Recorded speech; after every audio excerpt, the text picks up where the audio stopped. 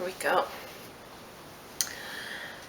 Okay, so I am 6 weeks and 1 day right now. Last time I talked to you guys, I was saying how the nausea was just a little bit. Well, every day it just got more and more and more. It's been a little rough. I haven't thrown up yet, but it's just a constant waves in my stomach and the gagging. Um, it's just rough. I hardly even can talk about it without making myself feel sick. It's mostly in the morning, like when we wake up around 7. We wake up when the baby wakes up, so it's anytime between 6 and 7:30. And of course, when he wakes up, it's like screaming, so you jump up and out of bed. Whereas before, when it's baby number 1, you can just lay in bed and eat some crackers and slowly get up. It's just not that way now, so I think that contributes. But by the time I eat and drink some water and I lay on the couch and let him have some independent playtime, by 9 o'clock I'm feeling much, much better, which is a little after 9 now. And then I feel pretty good until about 3, 4, 5 o'clock, and then I feel terrible, just terrible. The rest of the day is just done. So I'm trying to get out and do some fun stuff with him and make sure I give him lots of good one-on-one time, and just for me to even get out and go for a walk. It's starting to get much cooler here. Like today, I think the high is like 87. So by cooler, I mean it's like not in the 90s. So it's still a little warm, but we're able to go for a little bit of a walk without dying of heat. So that's what we're trying to do. For the nausea though, the thing that is helping the most is bread. I'm eating bread, eating crackers, eating plain bagels toasted, cereal, lots of cereal. So basically straight carbs. It's just so unhealthy and I feel huge and disgusting. But honestly, when your stomach is like waves and waves, and it's the only thing that makes it settle, that's what you eat. And it's not even that I'm craving it because I'm not even hungry half the time.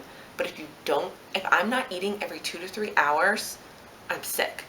And I was like, okay, well maybe I'll eat like a string cheese and then wait another 2 hours. No, that's not enough. Like I need to eat like a couple pieces of toast or something else, more carbs and just more substantial. So I tried that, didn't quite work. We'll see. I tried a banana too, and I guess it's just not enough. I don't know. So I guess I'll just have to listen to my body and eat what makes me feel good, because I still have a life, life goes on even when you're sick. It's hard for the husband because he says he's, we're eating out or we're eating junk or I'm just throwing something together really fast and it's just not my normal dinner. So he's like, I'm gonna lose weight. I'm like, well, he's losing weight. I'm gaining. Great. It's terrible. But when it comes to sleep this week, really, really tough. I've never had insomnia in my life, really, but almost every single night I would fall asleep for an hour, wake up, and not be able to go back to sleep. So I've been sleeping on the couch, I've been sleeping in the guest room, been pacing back and forth around the house, reading, watching TV, watching Wonder Years on Netflix, all kinds of stuff just to try to get myself to go back to sleep. And I mean, it'll be 3 or 4 in the morning and I'm wide awake. And I know like in 2 or 3 hours, I'm gonna be up for the day. So that's been really tough. And I just don't know if there's really much you can do in pregnancy for insomnia. I've never really had that problem, so I don't even know. Something I'm gonna have to look into though, because it is really hard. And you would think when you sleep that few of hours, the next night you'd be exhausted and sleep. No, really no. So I don't know what is going on and why I'm falling asleep so easily and then I'm up. But I feel exhausted and it's not, and it's because I'm sleeping 3 or 4 hours a night. It's not because I'm exhausted because I'm sleeping 8 or 9 hours. I'm still tired. So it makes sense that I'm exhausted. It's been miserable, tossing and turning and just really rough. Also this week, what happened is the Oregon shooting happened. And I think that's kind of when it started, because that night, in that first hour, I think I was asleep. I think I was dreaming that I was like somehow there. I was a fly on the wall and I saw it all unfolding and I couldn't stop the shooting. And I woke up literally crying. I was crying in my sleep. And when these things kind of happen, I try to avoid the news and social media, things like that, because I get so affected by it. I just feel so bad and it's just horrible, especially when you see like the moms on TV crying for their kids and stuff like that. I'm too sensitive. I can't handle it. And it's like the same thing on the anniversary of 9/11 every year. See, I'm getting emotional. I just, I just have to avoid it because I will cry all day long. So, I don't know. It stuff gives me nightmares. Just like the Boston bombing, just horrible nightmares. I don't know if it affects anybody else that way, but definitely, and I think it's just because it's everywhere you turn. It's all you hear about. So then you end up dreaming about it. Really terrible.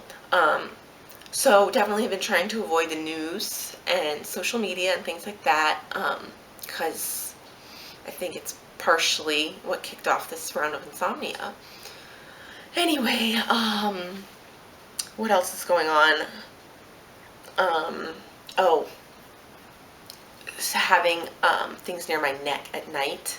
Cannot sleep with something near my neck. One night I just had to rip my pajamas off. Some days I have to only wear a low-cut V-neck, really loose clothes, like yoga pants, nothing tight, dresses, even leggings. They just feel too tight and restricting, and it makes me feel sick. Even though they fit still, it just, I don't know, it makes my nausea so much worse, especially things on my neck, especially my hair. It'll come around and touch my neck. Makes me very ill feeling. Let's see. Oh, another problem I've been feeling is my legs. They just feel dead. Like, I don't understand. Like, almost like there's not enough blood circulating in my legs. Very weird.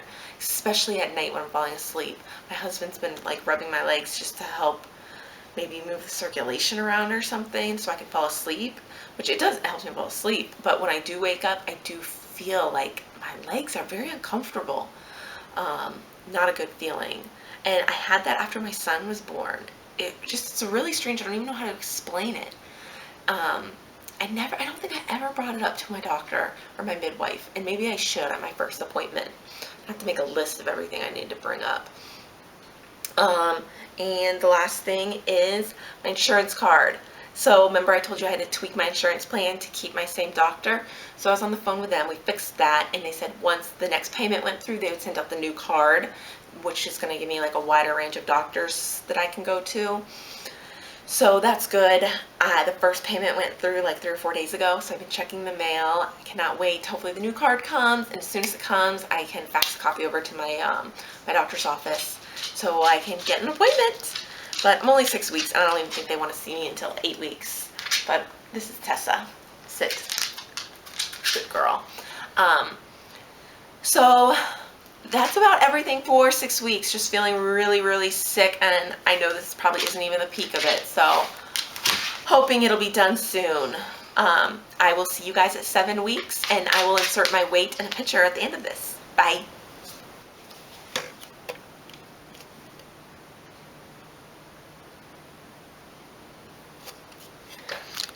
Okay, 153.5, which means I gained like 0.7 pounds in a week.